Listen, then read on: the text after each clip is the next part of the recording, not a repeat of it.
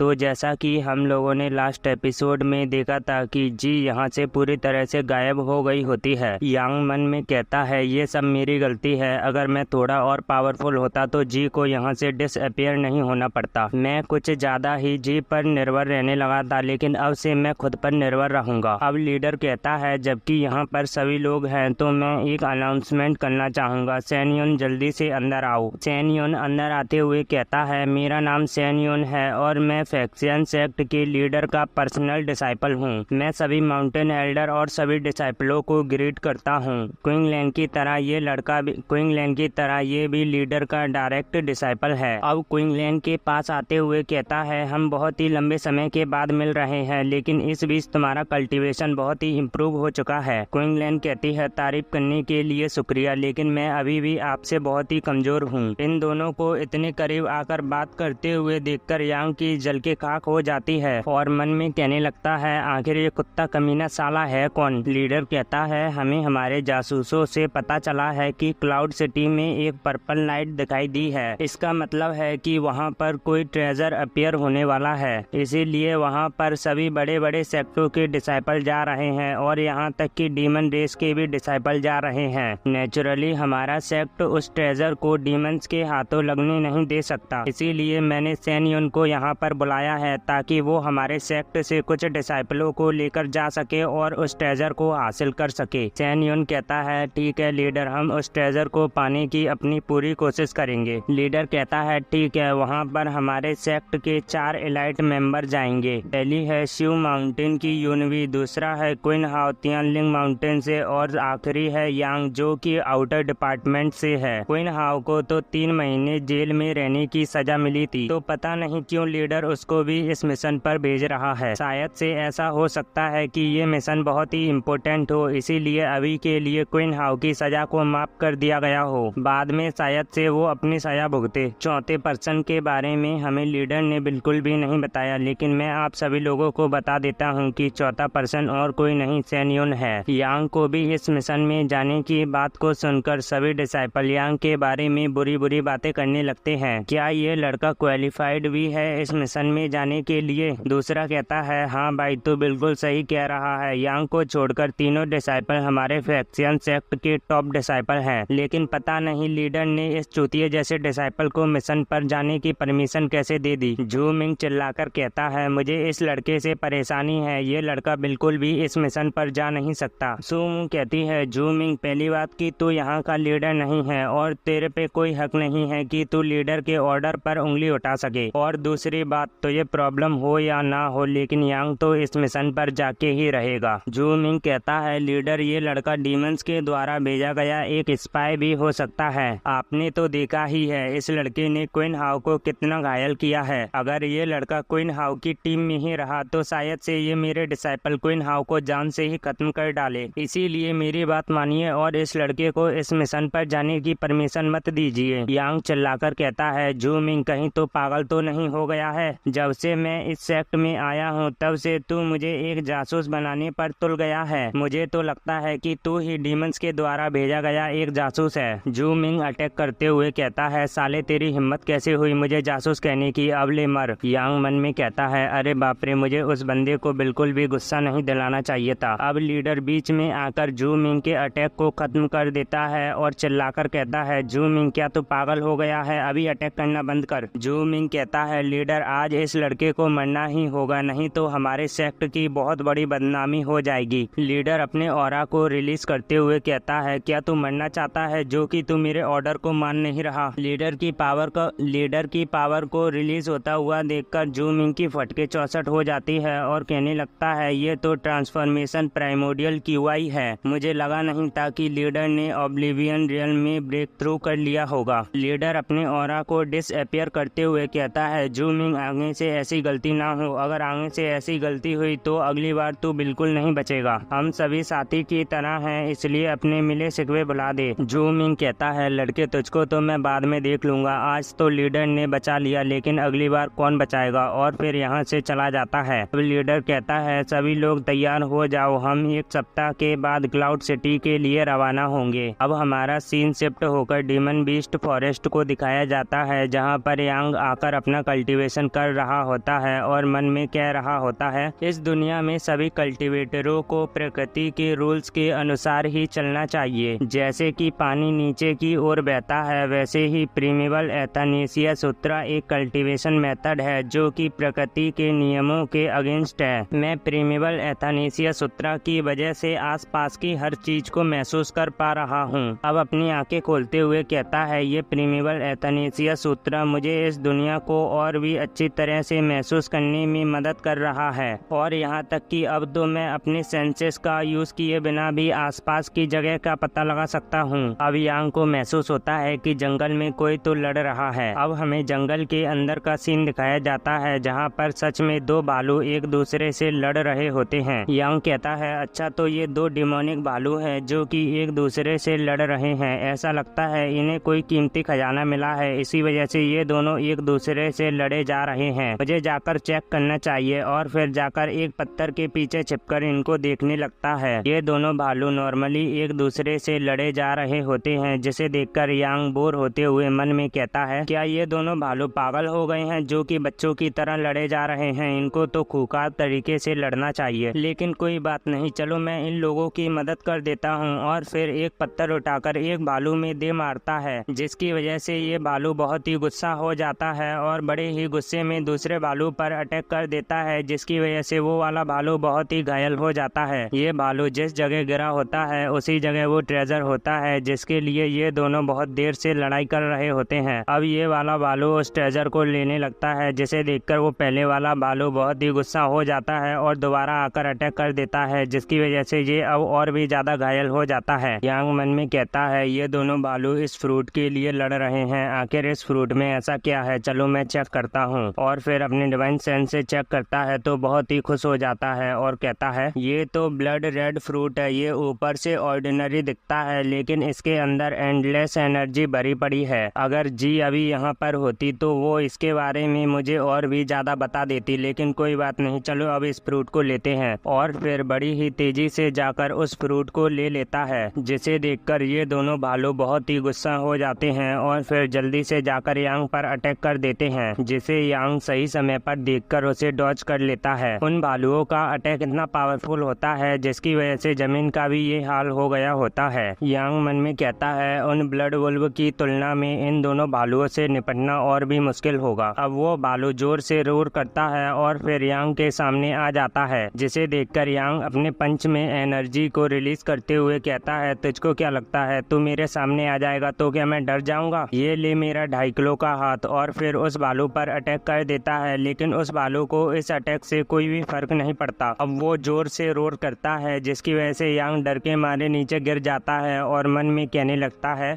इस भालू का डिफेंस बहुत ही स्ट्रांग है, मेरा पंच तो इसे एक छोटी सी खरोंच भी नहीं पहुंचा पाया। अब मेरे पास उसका यूज करने के अलावा और कोई रास्ता नहीं है। और फिर अपने माइंड वेव से उस भालू पर अटैक कर देता है, जिसकी वजह से ये भालू यहीं पर मारा जाता है। अब अपने सिर को पकड़ते हुए कहता है, जी ने सही कहा था, अगर मैं माइंड वेव का ज्यादा बार यूज करूंगा तो ये मेरी स्पिरिचुअल एनर्जी को कंज्यूम करने लगेगा और अब तो इसकी वजह से मेरे सिर में और भी तेज दर्द होने लगा है। मैंने अभी अभी इसको मैक्सिमम फ्रीक्वेंसी पर यूज किया था, अगली बार से मैं ऐसा कभी नहीं करूंगा। यांग ये सब सोच ही रहा होता है, लेकिन तभी दूसरा भालू खड़ा हो जाता है और फिर आसपास देखने लगता है, आखिर दूसरा भालू कहाँ गया। तभी इसकी नजर सामने यांग पर पड़ जाती है। यांग मन में कहता है, अरे बाप रे, इसको भी अभी जागना जरूरी था। ऐसा लगता है कि अब मेरे पास भागने के अलावा और कोई रास्ता नहीं है। और फिर बड़ी ही तेजी से यहाँ से भागने लगता है। वो भालू भी इसका पीछा करने लगता है, लेकिन तभी ये अपनी फ्लाइंग स्वॉर्ड को निकालकर उस पर उड़ जाता है और फिर उसे चिढ़ाते हुए कहता है, क्यों, अब क्या हुआ, अब करना मेरा पीछा? तो इस फ्रूट के लिए उस दूसरे भालू से लड़ाई कर रहा था, लेकिन ये फ्रूट तो ये भी नहीं मिलेगा। और फिर इस फ्रूट को उसी के सामने खा जाता है और फिर यहाँ से चला जाता है। वो भालू गुस्सा करते हुए अपनी लैंग्वेज में कहता है, कमीने, अगली बार मैं तो ये बिल्कुल नहीं छोड़ूंगा, साला मेरा फ्रूट खा गया। अब हमारा सीन शिफ्ट होकर ब्लैक वैली का सीन दिखाया जाता है, जहाँ पर यांग आ गया होता है और कहता है, मैंने प्रिमेबल एथानेसिया सूत्रा को एक्टिव किया है, लेकिन तब भी मुझे पता नहीं चल रहा आखिर ये कौन सी जगह है और आखिर यहाँ का एनवायरनमेंट कैसा है। अब इसके चारों तरफ एक रेड कलर की मिस्ट आने लगती है, जिसकी वजह से इसका दम घुटने लगता है और मन में कहने लगता है, आखिर ये रेड कलर की मिस्ट किस तरह की है, मुझे ऐसा लग रहा है कि मेरा किसी भी वक्त दिल फट सकता है। कहीं ये ब्लड रेड फ्रूट की वजह से तो नहीं हो रहा जो कि मैंने कुछ देर पहले खाया था। अब नीचे गिरते हुए कहता है, मैं पागल था जो कि मैंने उस फ्रूट को खा लिया। अब आगे से मैं कभी भी ऐसे फ्रूट को नहीं खाऊंगा जिसके बारे में मुझे ना पता हो।